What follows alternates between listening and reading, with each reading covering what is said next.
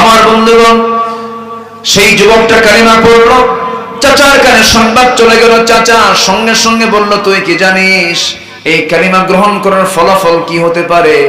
না চাচা, আমি তো জানি না। সঙ্গে সঙ্গে বলছে, তোর সমস্ত সম্পত্তি আমি জোরপূর্বক আমি নিয়ে নেব। সেই সাহাবী বলছেন, আমার চাচা, জোর করে নেওয়ার প্রয়োজন নাই, আমি আপনাকে স্বেচ্ছায় সমস্ত সম্পত্তি আপনার হাতে তুলে দিলাম। এই সম্পত্তির কোনো মূল্য আমার কাছে নাই, সবকিছু দিয়ে দিলেন তিনি। এবার ওই সাহাবীর চাচা বলতেছি, তোর গায়ের জামাটাও খুলে দে। জামাটাও তিনি খুলে দিলেন। শেষ পর্যন্ত জোর করে তার লুঙ্গিটাও খুলে নেওয়া হলো। সম্পূর্ণ উলঙ্গ করে ঘর থেকে বের করে দেওয়া হলো। সেই সাহাবী আব্দুল্লাহ তার নাম, মার ঘরের সামনে গিয়ে দাঁড়ায় বলতেছে, মা গো, দরজা খুলে দাও, কিন্তু আমার দিকে তাকায়ও না। আমি আজকে ঈমানটা এনেছি, ঈমান আনার কারণে আমার চাচা আমাকে বস্ত্রহীন করে উলঙ্গ করে লুঙ্গিটা পর্যন্ত খুলে নিয়েছে। ও আমার মা, দেখো তো ঘরের মধ্যে কোনো চাদর আছে নাকি?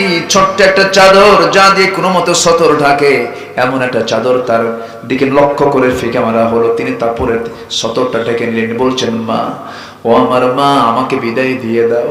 আমি চলে গেলাম মদিনার দিকে। সব দরবার ছাড়বো, কিন্তু নবীর দরবার ছাড়বো না। মা, আমি চলে গেলাম। ওই সময় শীতকাল ছিল, প্রচন্ড শীতকাল। ওই সাহাবী গোটা রাত হেঁটে হেঁটে মদিনার দিকে চলে গেছে। তার বাড়িটা ছিল মক্কা মদিনার ঠিক মাঝখান বরাবর। মদিনায় গিয়ে পৌঁছে গেলেন। নবীর দরবারে গিয়ে দরজায় গিয়ে যখন তিনি যখন নক করলেন, দরজায় নক করার সঙ্গে সঙ্গে দরজা খুলে গেছে।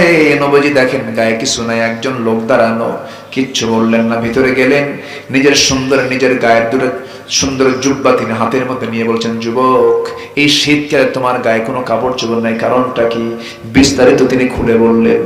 নবীজি কেঁদে ফেলে বলছেন, ও আমার সাহাবী রে, চিন্তা করো না, তোমার চাচা তোমাকে বস্ত্রহীন করেছে।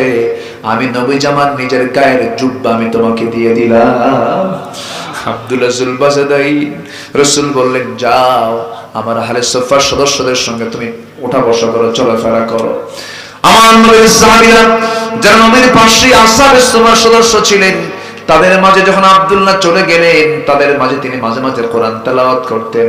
এত চিৎকার মেরে মেরে কোরআন তেলাওয়াত করতেন, সাহাবীরা বিরক্ত হয়ে নবীর কাছে বলতেন, হুজুর, নতুন একজন সাহাবী এসেছে, তার তেলাওয়াতে এত চিৎকার মেরে মেরে তেলাওয়াত করে আমাদের কষ্ট হয়। আমার রাসূল বললেন, সাহাবীরা রে, আমার আব্দুল্লাহর তেলাওয়াতে তোমরা বাধা দিও না। আব্দুল্লাহর তেলাওয়াতে তোমরা বাধা দিলে আমি কষ্ট পাবো, কারণ আব্দুল্লাহর দিন গ্রহণ করতে নিয়া, ঈমান আনতে নিয়া দুনিয়াটাকে তার বিক্রি করতে হয়েছে। জোরে সুবহানাল্লাহ।